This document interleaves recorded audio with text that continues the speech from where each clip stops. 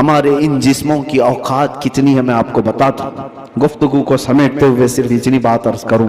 آ گیا ہے کہ قبر میں ہماری تختیاں بند کر کے جب لوگ چلے جاتے ہیں قبر کی مٹی میں، آپ کو اندازہ ہے، آپ ممبئی کے قبرستانوں کو دیکھتے ہیں اور بہت جلدی یہاں قبریں کھولی بھی جاتی ہیں، لیکن جہاں نہیں کھولی جاتی وہاں کے لیے بھی میں بتا رہا ہوں، دفن کر کے چلے جانے کے بعد ایک دن کے اندر، صرف ایک دن 24 گھنٹے جب گزر جاتے ہیں تو پیٹ میں کا اور دماغ میں کا پورا پانی پیپ کے ذریعے سے یا کسی طرح سے اس کے ناک اور منہ سے باہر نکل جاتا ہے، اس کے کانوں سے سب نکل جاتا ہے. پھر اس کے بعد دن جیسے جیسے گزرتے جاتے ہیں، اگر قبر کے حشرات یعنی کیڑے مکوڑے اس کے جسم کو کھانے لگ گئے تو بہت جلدی وہ گلنا شروع کر دیتا ہے. 3 دن کے اندر پیٹ پھٹ جاتا ہے. پیٹ کے پھٹ جانے کے بعد جو تعفن نکلتا ہے اس کی چیزیں سب اس کی باہر ہو جاتی ہیں، اور اس کے بعد 9 دن گزر جاتے ہیں یا 10 دن گزر جاتے ہیں تو جسم کی ساری چمڑی پک جاتی ہے، پوری چمڑی،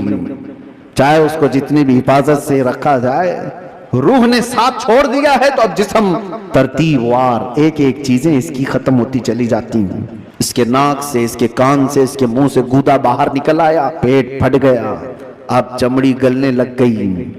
پھر اس کے 40 دن گزرنے والے ہوتے ہیں کہ ہڈیاں سب باہر نکلنے لگ جاتی ہیں، دکھتی ہیں، ہڈیوں کا اظہار ہو جاتا ہے، چہرہ کسی حد تک رکھا جاتا ہے. آ گیا کہ مہینہ گزر جاتا ہے کہ اس کی آنکھوں کی پتلیاں بھی باہر نکل جاتی ہیں. مہینہ 2 مہینہ گزرتا ہے کہ اس کے بعد پھر جسم کے اندر جتنی نرم چیزیں تھی سب نکل جاتی ہیں، پھر ڈھانچہ باقی رہ جاتا ہے. ڈھانچہ، ہڈیاں بھی اپنے آپ میں ٹوٹنے لگ جاتی ہیں. اس کے پیروں کی ہڈیاں اس کے کمر سے الگ ہو جاتی ہیں، اس کے گھٹنے سے اس کے ران کی ہڈیاں الگ، اس کے بازوؤں کی ہڈیاں الگ. اسی لیے 6 مہینے سال بھر کے بعد جب آپ قبر کو دوبارہ کھود رہے ہوتے ہیں تو پورا ڈھانچہ کسی کو نہیں ملتا.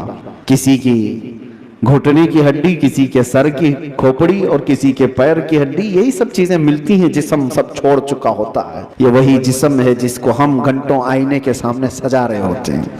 یہ وہی جسم ہے جس کے اوپر ہم اپنی محنت خرچ کر رہے ہیں. چاہے وہ جیم میں جا کر، میں نہیں کہتا کہ فٹ نہیں رہنا چاہیے، فٹ رہنا چاہیے، لیکن یہ نہیں ہے کہ کل محنت ہم اپنے جسم پر لگائیں اور روح کا خیال بھی نہیں کیا کریں. روح کا خیال ہی نہیں کیا. جسم جس وقت ساتھ چھوڑ دیتا ہے تو میرے عزیزوں بہت برا حشر ہو جاتا ہے. مولا علی کرم اللہ وجہہ الکریم ایک بار قبرستان تشریف لے گئے، قبروں کو سلام کیا، السلام علیکم یا اہل القبور، اور اس کے بعد وہ مولا کائنات ہیں، قبر والوں سے یوں کہتے ہیں کیف احوالکم یا اہل القبور، قبروں والے تمہارے حالتیں کیا ہیں. ابن مسیب حضرت علی کے ساتھ تھے. علی رضی اللہ تعالیٰ عنہ کے شاگرد، مدینے کے مشہور تابعی سعید ابن مسیب کہتے ہیں میں مولا علی کو دیکھ رہا تھا، وہ قبر والوں سے پوچھ رہے ہیں. تھوڑی ہی دیر کے بعد آپ کی آنکھوں سے موٹے موٹے آنسوؤں کے قطرات نکلنے لگے اور ہزاروں قطار آپ رونے لگے. سعید ابن مسیب پوچھتے ہیں مولا علی کرم اللہ وجہہ الکریم سے کہ سرکار آپ ان سے بات کر رہے ہیں اور رو کس بات پر رہے ہیں؟ مولا علی نے فرمایا میں نے ان سے صرف اتنا پوچھا کہ تمہاری حالتیں کیا ہیں، تو قبر والوں نے مجھے جواب دیا اے علی ہماری کیا حالتیں پوچھتے ہو، اس چہرے کو رب تبارک و تعالیٰ نے بچھوؤں کی غذا بنا دیا ہے جس کو ہم سجایا کرتے تھے، ان بالوں کو جن میں ہم کنگا کرتے تھے پیپ نکل آیا ہے، کیڑے کھینچ رہے ہیں، ہماری ان آنکھوں کو آج خیرہ کر دیا گیا ہے، ان آنکھوں کو سیاہ کر دیا گیا ہے، ہمارے وہ بازو جس پر ہمیں بڑا ناز تھا ہم آج ہلا بھی نہیں پاتے اور ان کو بڑی مضبوطی کے ساتھ توڑ دیا گیا ہے، ختم کر دیا گیا ہے. حضرت علی کرم اللہ وجہہ الکریم سعید ابن مسیب سے کہتے ہیں قبر والوں کے یہ جواب سن کر بتاؤ کیا میں مسکرا سکتا ہوں، کیا میں ہنس سکتا ہوں؟ تو پھر اللہ کا خوف ہے کہ میں زاروں قطار رو پڑا. میرے عزیزو ہم سب بھی اسی منزل کے راہی ہیں، ہم بھی اسی آخری مکان کے مسافر ہیں جہاں ہم سب کے ساتھ یہ ہونا ہے. اس لیے جب تک رب تبارک و تعالیٰ نے ہمارے جسم میں روح باقی رکھا ہے اس روح کی توجہ کرو، اس کی تربیت کرو، ورنہ وقت گزر جانے کے بعد قرآن پاک میں ہے کیسے لوگ ہیں جو کہتے ہیں رب تعالیٰ سے، کیا کہتے ہیں لو کننا نرد، اے اللہ اگر کاش ایک بار ہم کو تو لوٹا دے، کننا نعمل، ہم بہت اچھا عمل کریں گے، عملا صالحا، ہم نیک بن کر کے آئیں گے، لو نردو، ہم لوٹا دیے جائیں، اگر ایک بار ہمیں دوبارہ دنیا میں بھیج دے، ہم پکے مومن بن کر کے آئیں گے، ہم نیک عبادتگار بن کر کے آئیں گے۔ رب تعالیٰ فرماتا ہے کلا، ہرگز نہیں، جو وقت تھا وہ بیت چکا، اب عمل کا وقت نہیں، اب صرف حساب کا وقت ہے، اب صرف حساب کا وقت ہے۔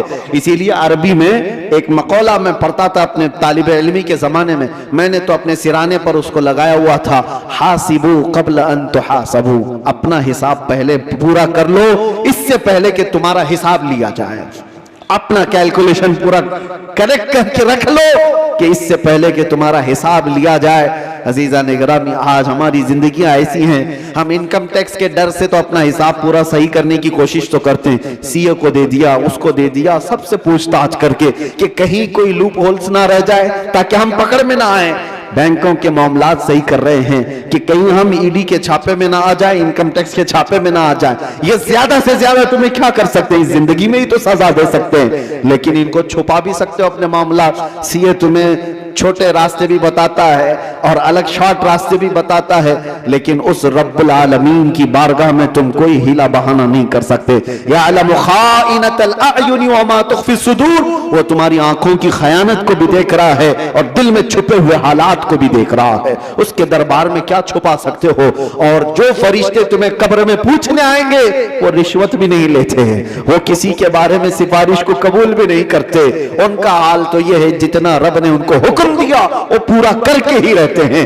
اگر فرشتہ رشوت لینے والا ہوتا تو کتنے تو مالدار پیسے دے کر اسرائیل علیہ السلام سے جان تو بچا لیتے، اپنی روح نکالے جانے سے بچا تو لیتے۔ جہاں بندہ ڈاکٹروں کو پیسے دیتا ہے، ملک الموت کو بھی تو دے سکتا تھا، لیکن پوری دنیا کو یہ معلوم ہے کہ یہ فرشتہ رشوت نہیں لیتا، نہ ہی یہ کسی کو ایک منٹ آگے پیچھے ہونے دیتا ہے۔ جب یہ سارے معاملات طے ہیں اور سب کو معلوم ہے تو آؤ میرے عزیزو اس بارگاہ مصطفیٰ صلی اللہ علیہ وسلم میں، جہاں میرے آقا صلی اللہ تعالی علیہ وسلم نے انسانوں کی تربیت فرمائی، ان کی روح کی تربیت فرمائی۔ وہ کون تھے جو صحابہ بنے؟ شراب کی زندگیاں ان کی بھی تھی، جوئے کی زندگیاں ان کی بھی تھی، بچیوں کو پیدا ہوتے ہی گردن مروڑ کر کے مار دینے والی زندگیاں ان کی بھی تھی، ماں اور بہنوں کو بازاروں میں نیلام کر دیا جاتا تھا، عرب کی یہ زندگی تھی۔ لیکن ایک عرب نے آدمی کا بول بالا کر دیا، خاک کے ذروں کو ہمدوش سریا کر دیا، خود نہ تھے جو راہ پر اوروں کے ہادی بن گئے، کیا نظر تھی جس نے مردوں کو مسیحا کر دیا۔ میرے آقا صلی اللہ تعالی علیہ وسلم نے پھر ان کو کس مقام پر پہنچایا؟ یہ وہ عرب کے بدو لوگ تھے جن کو دنیا وحشی کہتی تھی، مگر میرے مصطفیٰ صلی اللہ علیہ وسلم کی تربیت میں آئے تو پھر مقام یہ بنا اصحابی کالنجوم۔ خود میرے آقا نے فرمایا میرے صحابہ ستاروں کی مانند ہے، جس کی بھی پیروی کرو گے ہدایت پا جاؤ گے۔ ان کو بلند مقام ہوا عطا کیا کہ چاند بھی ان کو دیکھے تو رشک کرے۔ وہ مقام میرے آقا کی اس جلوت خانے میں، اس خلوت کدے میں ہوا ہے۔ اسی لیے دنیا کی یونیورسٹیاں، دنیا کے اسکول جسم تو بنا سکتے ہیں اور مدینے کا دربار تمہاری روح کو بناتا ہے۔ بارگاہ مصطفیٰ صلی اللہ علیہ وسلم میں ہم اپنے آپ کو سرنڈر کریں، اور اسی لیے میرے آقا نے فرمایا لا یؤمن احدکم حتی یکون ہواہ تبعا لما جئت بہ، اس وقت تک تم میں سے کوئی بھی مومن نہیں ہو سکتا جب تک اپنی خواہشات کو میری مرضی کے مطابق نہ بناتے۔ جب تک آپ اپنی خواہشات کو رسول اللہ کی مرضی کے مطابق نہیں کرتے تب تک تو پکے مومن بھی نہیں ہیں۔ اسی لیے آج یہ عہد کرو کہ ہمارا جینا مرنا حضور کی مرضی کے مطابق ہوگا، حضور پاک کی مرضی کے مطابق ہو تو پھر روح بھی طاقتور ہوگی۔ اسی لیے میرے مرشد نے کہا زندگی یہ نہیں کسی کی کسی کے لیے، زندگی ہے نبی کی نبی کے لیے۔ سمجھ مرتے ہیں زندگی کے لیے، جینا مرنا ہے سب کچھ نبی کے لیے۔ یا رسول اللہ دہن میں زبان تمہارے لیے، بدن میں ہے جان تمہارے لیے، ہم آئے یہاں تمہارے لیے اور اٹھے بھی وہاں تمہارے لیے۔ جب بندے کا یہ عقیدہ بن جائے تو پھر دیکھو اس کی زندگی میں انقلاب کیسے آتا ہے۔ رب تبارک و تعالی ہم سب کو ہمارے کمزور جسموں سے نجات عطا کر مضبوط روحانی طاقت عطا فرمائے۔ مولا کریم ہماری آنکھوں میں نور مصطفیٰ عطا فرمائے، ہمارے دل کو وسوسوں سے محفوظ فرمائے، ہمارے بازوؤں میں قوت حیدری عطا فرمائے۔ مولا کریم اس پوری امت کو اصلاح کی توفیق عطا فرمائے۔ رب العالمین ہمارے درمیان صلاح الدین پیدا فرما، ہمارے درمیان خالد ابن ولید کے نقش قدم پر چلنے والا جوان عطا فرما، صحابہ کا سچا شیدائی عطا فرما، غوث و خواجہ کا غلام ہمارے خاندانوں میں عطا فرما۔ رب العالمین ہماری جمعہ کو قبول فرما، حاضرین کے سجدوں میں لذتیں عطا فرما۔ وآخر دعوانا ان الحمدللہ رب العالمین۔